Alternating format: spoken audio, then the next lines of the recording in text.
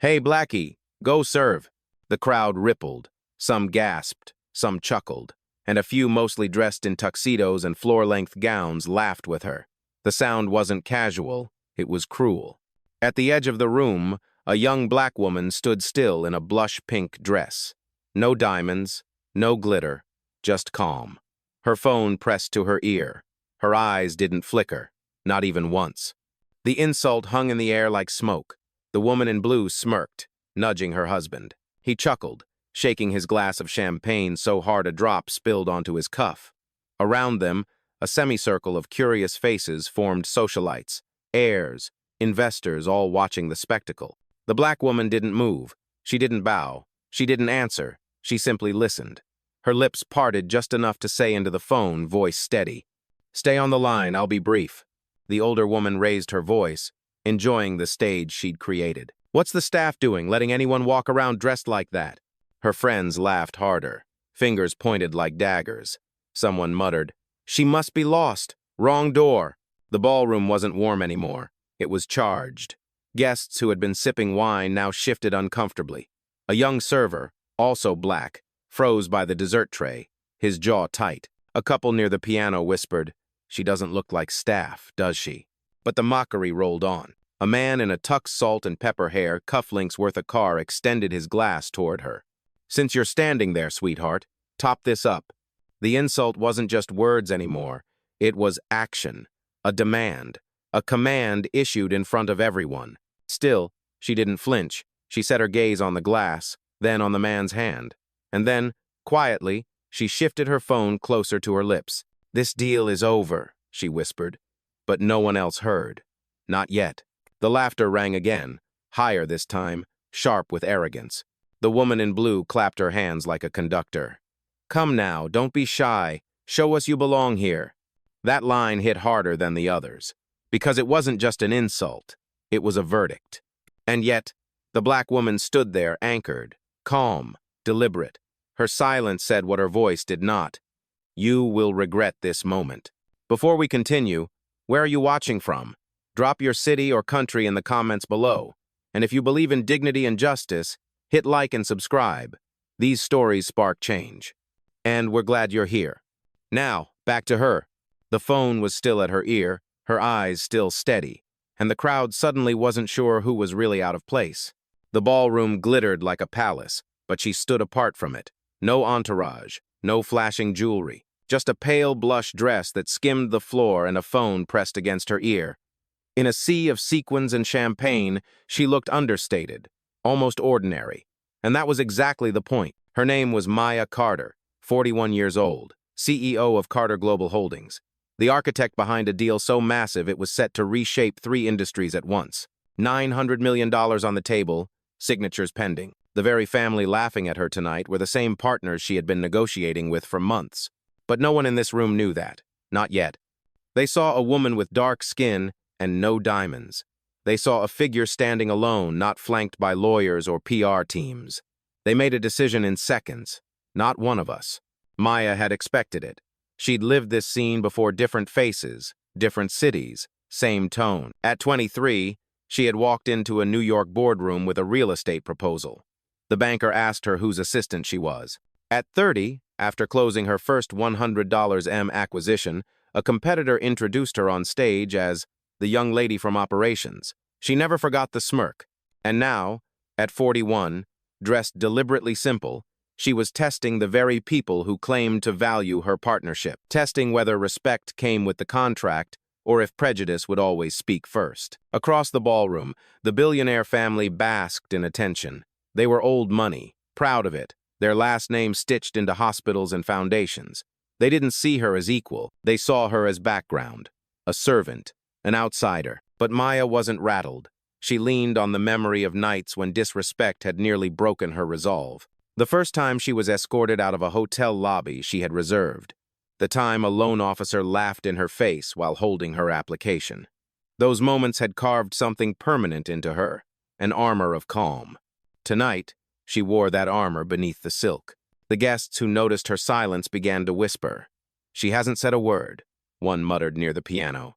"Why isn't she leaving?" another asked, unsettled. Phones hovered discreetly at chest height, recording fragments of the unfolding scene. Maya's eyes swept the room once. Calm, calculated. She had chosen to arrive alone, chosen to blend in, chosen to give them enough rope to reveal themselves. What no one realized was that the rope was already tightening. Her phone buzzed softly in her hand. The voice of her assistant, clear and waiting. "All systems ready. Do you want me to proceed?" Maya didn't answer yet. She let her gaze rest on the chandelier above, on the sparkle that blinded so many here into believing wealth gave them the right to humiliate others. Then she lowered her eyes, and in that stillness, her decision was already made. The game they thought they were winning was about to collapse. The music in the ballroom tried to reclaim the air, violins straining to smooth over the jagged laughter. But it couldn't. The sound of mockery was louder. It lived in the corners, in the whispers, in the eyes that darted toward Maya Carter as if she were out-of-place furniture in a curated gallery. The matriarch of the Billionaire clan, pearls swaying against her neckline, raised her voice again. Truly, who let staff mingle with guests? She said it not as a question, but as an announcement. Her words carried like smoke over polished marble floors, reaching every ear in the room. Her husband smirked, tugging at his bow tie. Standards are slipping. First the dress code, now the help. He lifted his glass in a mock toast, and several in their circle laughed with him. Maya didn't move. Her stillness was deliberate, like an anchor against the current. A young man near the dessert table paused mid-bite, his fork hanging in the air. His eyes narrowed, unsettled. Nearby, a couple in sleek black attire exchanged glances. The woman shook her head slowly, mouthing, "This isn't right." But the laughter kept rising. The billionaire's son, barely 30, leaned back in his chair, voice dripping with arrogance. "She's standing like she owns the place. Someone tell her where the exit island." That line sent a ripple through the crowd. Some chuckled nervously, unsure if they should join in. Others shifted in discomfort, sensing the cruelty sharpening. Maya's eyes lowered to her phone for just a moment. A text notification blinked on the screen. "Everything's prepared. Just give the word." She locked it again, her expression unchanged. The matriarch clapped once, sharp as a gavel. "Come now, dear. You're blocking our view. Why don't you be useful?" She gestured to an empty glass on the table. The implication was clear. A murmur rose from the side of the room. A guest whispered, "Is she really staff?" Another replied, "No. Look at her. She's not dressed like them." Confusion bled into the atmosphere, mixing with unease, and then the patriarch leaned forward, pointing with the stem of his champagne flute. "If you're not staff, then why are you even here?" The question rang with the arrogance of ownership, as though their family name was etched into the very walls of the ballroom. Maya inhaled once, steady, quiet. She didn't answer. She didn't need to, not yet. Phones began to tilt up higher now. A woman near the staircase tapped her screen twice, recording. A man by the bar did the same. What had begun as laughter was turning into a spectacle, and a spectacle meant witnesses. The youngest daughter of the clan rolled her eyes theatrically, her bracelets jingling. "This is embarrassing. She should be escorted out before she ruins the evening." Her words weren't whispered, they were broadcast, designed to sting. The air in the ballroom wasn't glittering anymore. It was dense, electric. Some guests shifted closer to Maya, not to protect, but to observe, to see how far the humiliation would go. And Maya? She remained still, gaze steady, as if she had measured every word, every sneer, every insult, and was letting them stack like bricks in a wall they wouldn't be able to climb down from. The rope was tightening, and none of them saw it. The laughter swelled, then broke apart into fragments, mocking chuckles here, a cruel whisper there. But Maya Carter didn't move. Her silence pressed against the noise like a hand on glass, steady and unyielding. She lowered her phone from her ear, not hurriedly, but with calm precision, slipping it into a slim clutch at her side. Then she folded her hands loosely in front of her, chin lifted, eyes steady. To anyone watching closely, it was the posture of someone waiting, not begging, not serving, simply waiting for the storm to finish exhausting itself. The matriarch smirked, misreading stillness as submission. "Oh, she's shy now. Perhaps she finally understands her place." Her friends tittered, clinking glasses. But not everyone laughed. Near the dessert table, the young server shifted uneasily, gripping the silver tray tighter. He had worked enough galas to know the difference between staff and guests. This woman didn't move like staff. She carried herself differently, her calm so deliberate it unsettled him. By the piano, a couple whispered furiously. "Why doesn't she say something?" the man asked. "Because she doesn't have to," the woman replied, eyes locked on Maya. The patriarch, perhaps emboldened by the silence, leaned forward. "You see? No protest, no denial. That tells you everything, doesn't it?" He sipped his champagne with satisfaction, convinced he had won the exchange. But the cameras were telling a different story. Phones glowed in pockets and purses, screens angled discreetly upward. One guest, pretending to check messages, was recording every word. Another had already whispered to her companion, "This is going viral if it continues." Maya's breath was measured, even. She had practiced this kind of stillness before in boardrooms where she was the only black woman at the table, in negotiations where silence was weaponized against her. Tonight she wielded it herself. She remembered being 26, standing outside a luxury hotel when a doorman told her she didn't belong.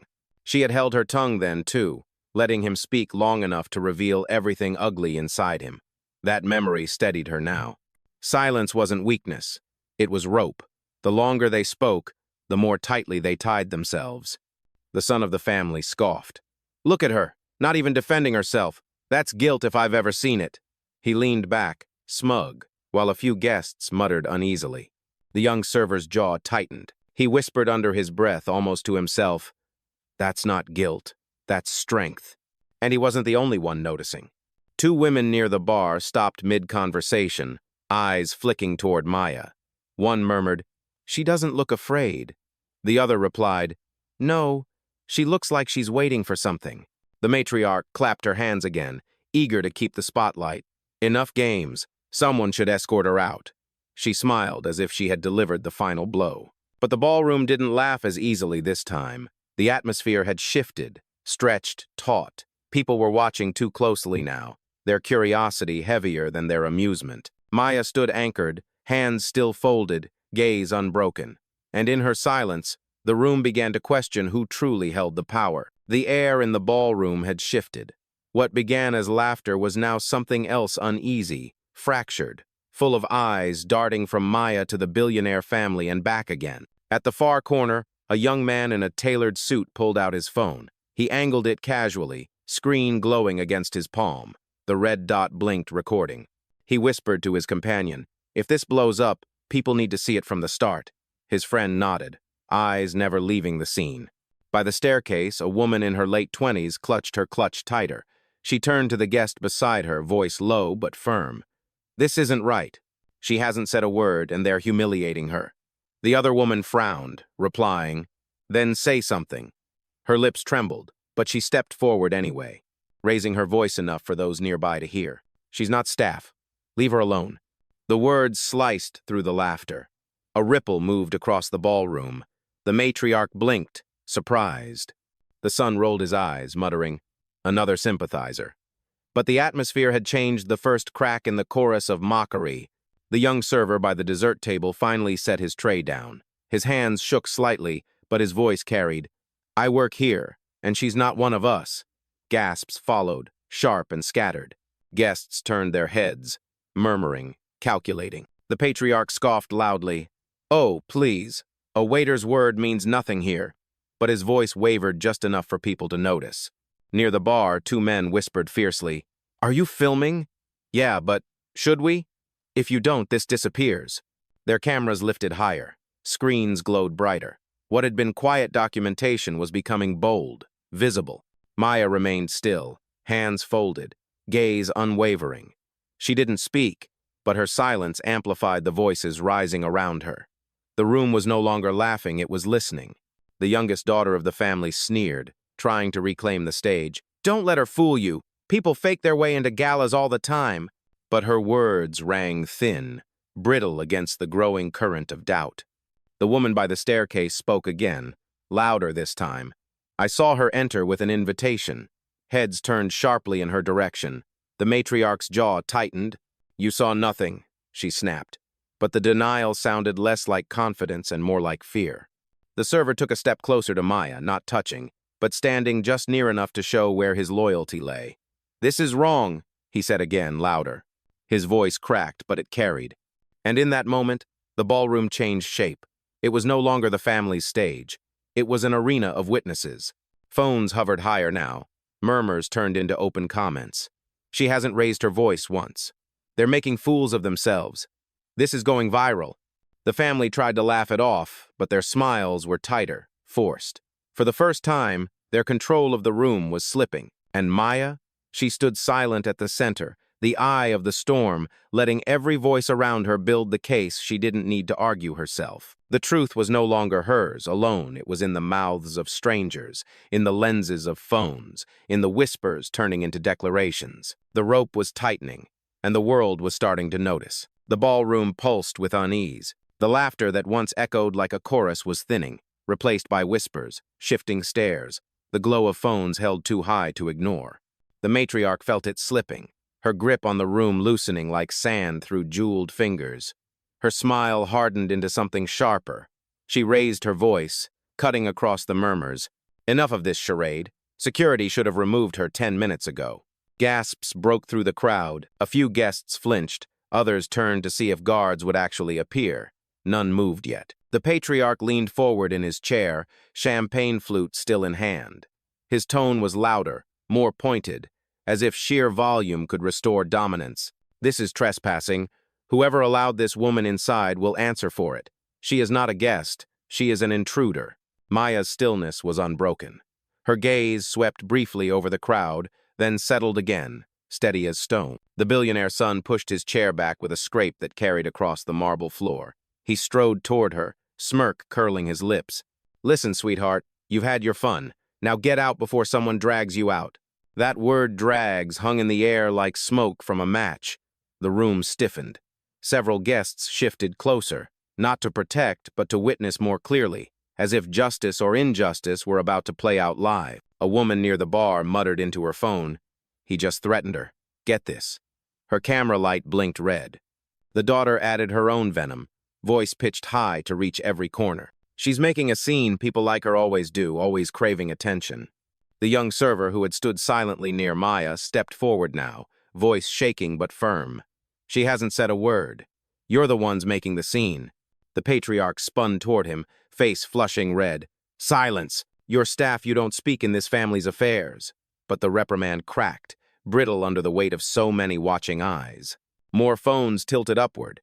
Screens shone like small spotlights against the family, not against Maya. The matriarch snapped her fingers sharply, as if commanding obedience. Do not just stand there, she barked toward the nearest guard by the door. Remove her. The guard hesitated. His eyes flicked toward Maya, then toward the glowing forest of phones now aimed at the family. His hand hovered near his earpiece, but didn't move further. Maya inhaled slowly, her composure unshaken. She shifted her weight just enough to signal she wasn't going anywhere. The son's smirk faltered. What? You think standing there quiet makes you untouchable? He laughed, but it was thin, brittle. Newsflash, it doesn't. From the crowd, a voice rang clear, female, sharp with conviction. Then why are you the only ones looking guilty? Heads turned. The speaker, a guest in emerald satin, folded her arms, glaring openly at the family. Her words landed heavy, echoed in the murmurs rising again. The matriarch's jaw tightened. She tried to smile, but it trembled. Don't be ridiculous. She doesn't belong here. Yet the room wasn't nodding anymore. It was questioning, watching, recording. And at the center, Maya Carter remained silent, still, steady, letting every accusation, every threat, every insult pile higher. Each word, each gesture, each cruel command was a stone, and soon, the wall they built would be too high to climb down from. The ballroom had become a stage, every glittering chandelier now, a spotlight, every glass of champagne a witness. The air was heavy, charged, waiting for the next blow.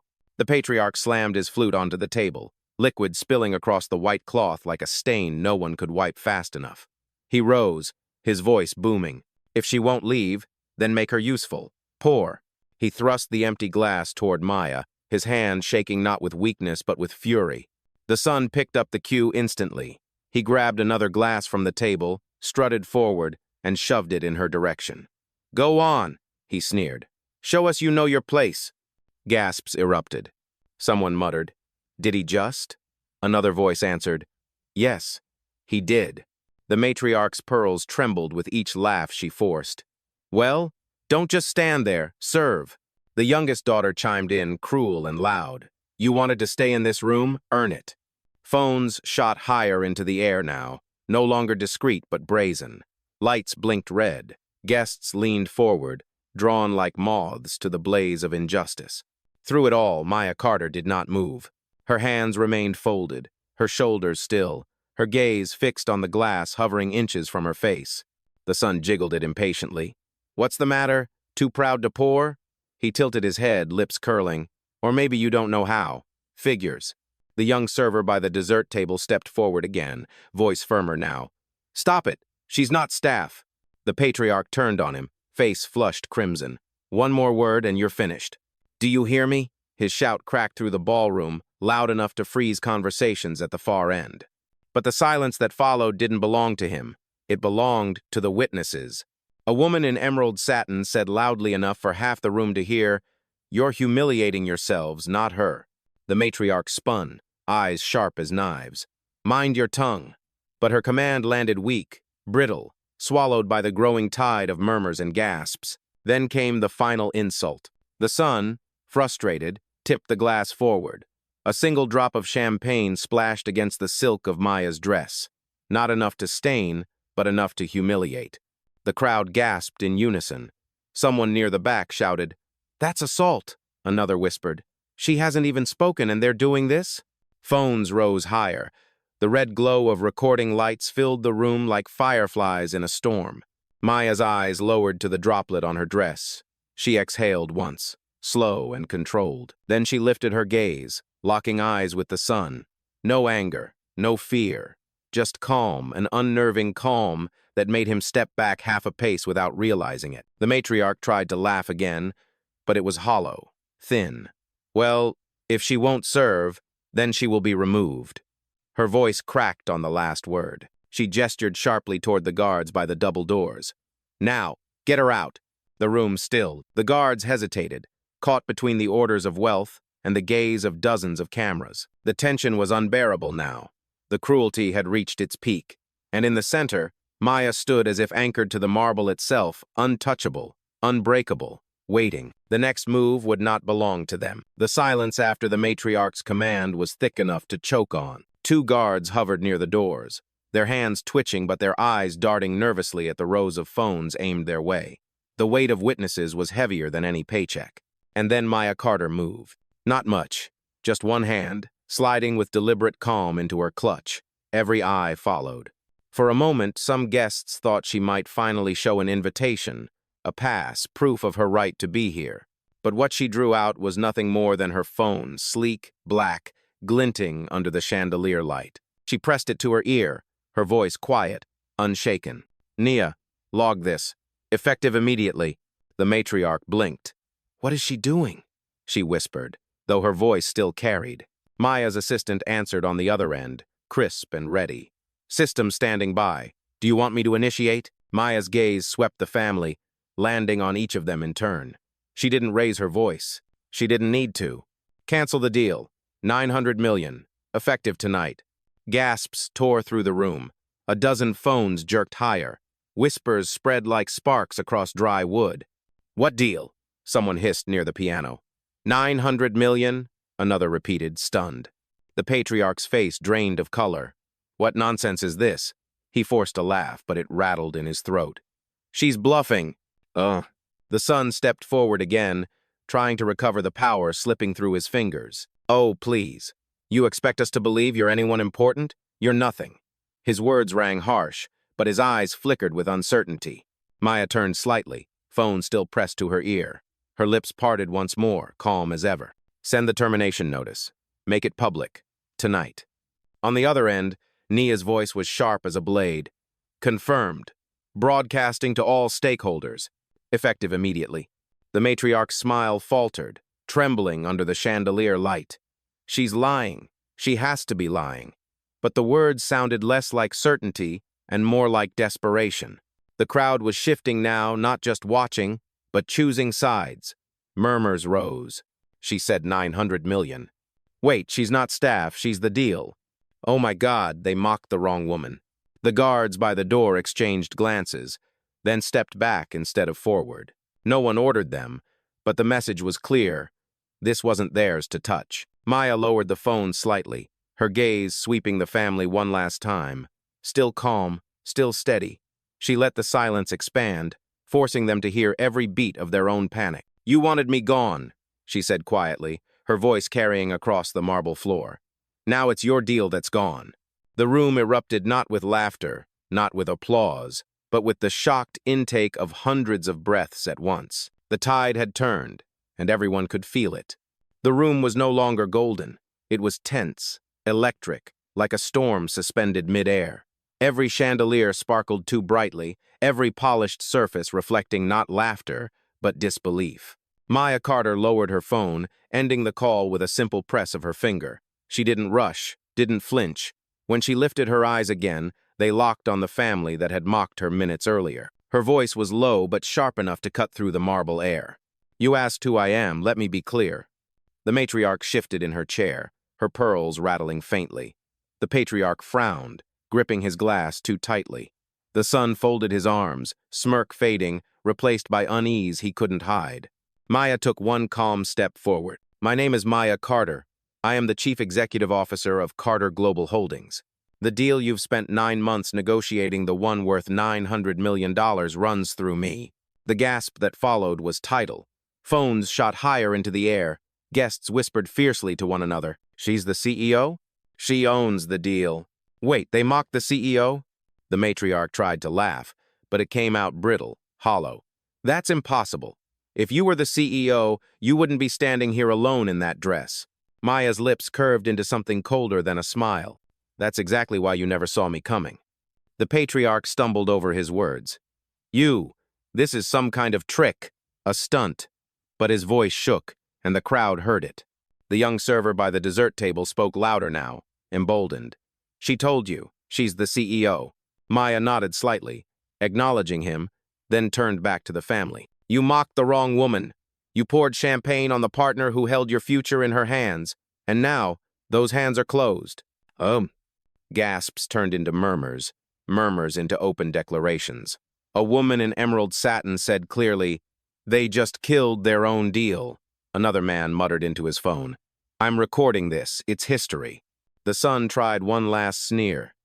"You expect us to believe anyone like you could be in charge of something that big?"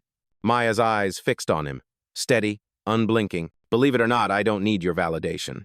I own it. I decide it, and I just ended it." The words dropped like a gavel, final and absolute. Around the room, applause began hesitant at first, then building. Not for spectacle, but for justice witnessed live. Guests weren't cheering her vengeance. They were honoring her dignity. The matriarch sank back in her chair, face pale, mouth tightening with the bitter taste of realization. The patriarch rubbed his temples, as if trying to erase what everyone had just heard. The son stood frozen, glass still extended, but his hand trembled.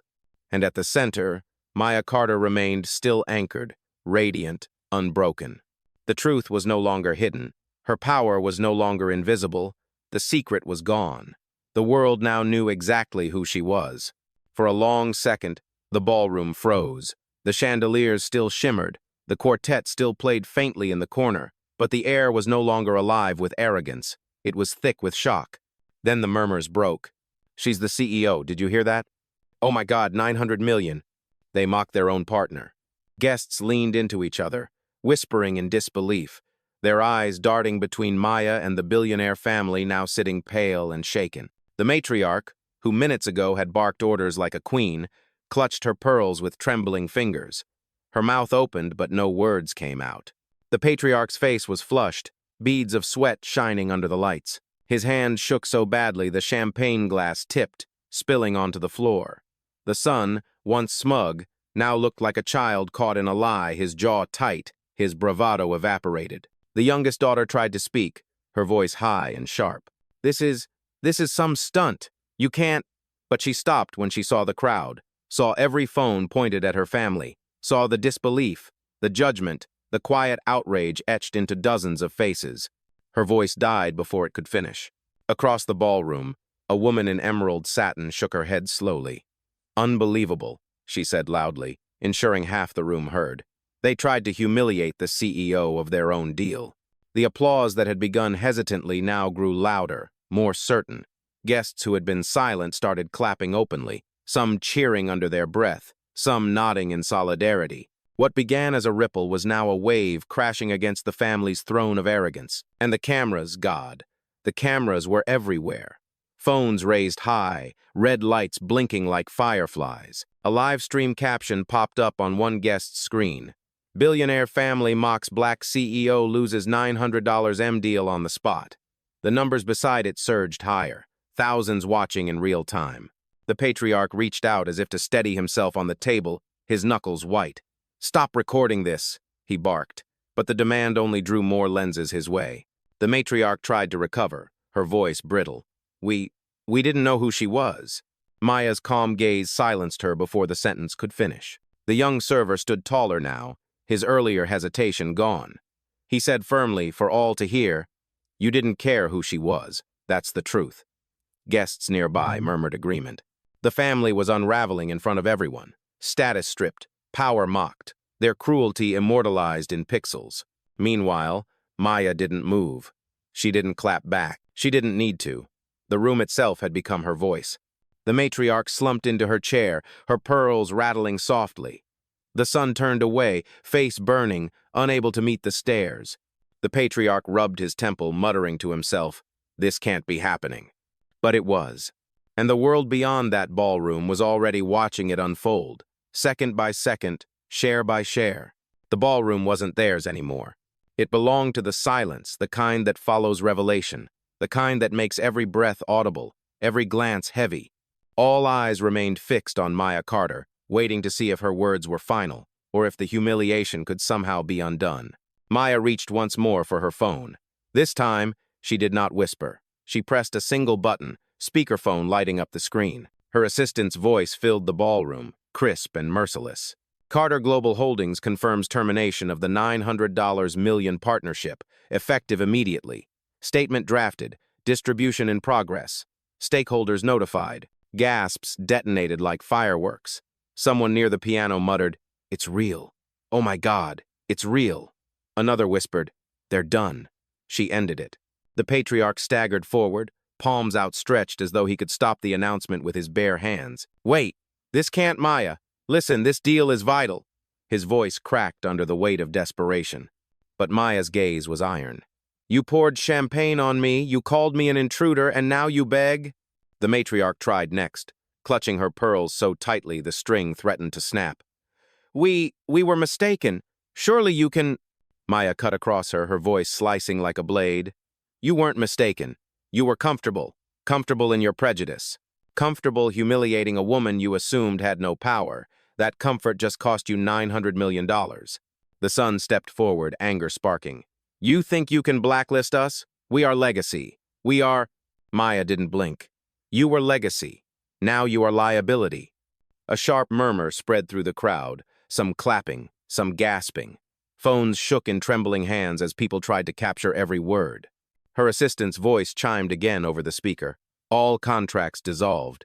All accounts frozen. Their access to Carter systems revoked. Statement time-stamped and logged. The youngest daughter whispered, horrified, "She actually did it." The patriarch's knees buckled into his chair, his face drained. $900 million, he muttered, as though repeating the number could reverse it. Maya took a step closer, her presence cutting the space between them. "This is not theater. This is accountability. Actions have consequences. Tonight, you learned that in public." Applause erupted from one side of the room, then another. Guests clapped openly now, their voices rising above the trembling protests of the family. The applause wasn't for vengeance, it was for justice, swift and undeniable. The matriarch buried her face in her hands. The son slammed his glass onto the table so hard it shattered, shards scattering across the white cloth. No one flinched. Cameras caught it all, and Maya Carter stood still in the center of it all, her silence roaring louder than their downfall. The deal was dead. The humiliation reversed. The power undeniable. They had mocked a woman they thought was powerless, and in doing so, destroyed themselves. The applause rolled through the ballroom like thunder, echoing off marble and glass. Guests stood from their tables, some clapping, some recording, all bearing witness to a reversal so sharp it left the air electric. Maya Carter didn't bask in it. She didn't bow or gesture for more. She simply stood, calm and unbroken, until the sound reached its peak and began to settle into silence again. Her gaze swept the family one last time, the matriarch hunched in her chair, pearls rattling. The patriarch staring at the floor, lips moving soundlessly, the son frozen amid shards of shattered glass, the daughter pale, hands trembling. They were no longer hosts. They were defendants in a courtroom of their own making. Maya's voice rose, steady and controlled.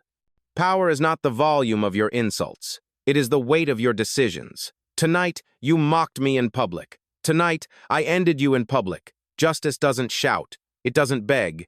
It simply moves. The words landed like a verdict. Phones captured every syllable, every pause. Hashtags were already blooming across screens, comments flooding live feeds. She turned slightly, her dress catching the chandelier light, and began walking toward the doors. Each step was measured, deliberate, the sound of her heels striking marble like a gavel on wood. No one stopped her. No one dared. The guards by the door straightened, parting to make way. Guests stepped aside, some nodding in respect, others murmuring, "That's real power." Just before crossing the threshold, Maya paused. She turned her head, her eyes sweeping once more over the stunned faces left behind. Remember this, silence is not weakness. Sometimes it is the countdown to consequence. Oh. And with that, she left the ballroom. Behind her, chaos rippled. The family scrambled to whisper excuses, to call lawyers, to salvage what couldn't be salvaged. But their voices were drowned out by applause, by the clicking of phones, by the certainty that the story was already out in the world and unstoppable. The cameras didn't follow them. They followed her. Maya Carter stepped into the corridor beyond, calm as ever. She didn't need to look back. She had already rewritten the room, the deal, the night. The doors closed softly behind her, sealing the family inside their downfall. And the world outside waited, ready to hear the story of the black CEO who turned humiliation into judgment, and judgment into justice, without ever raising her voice.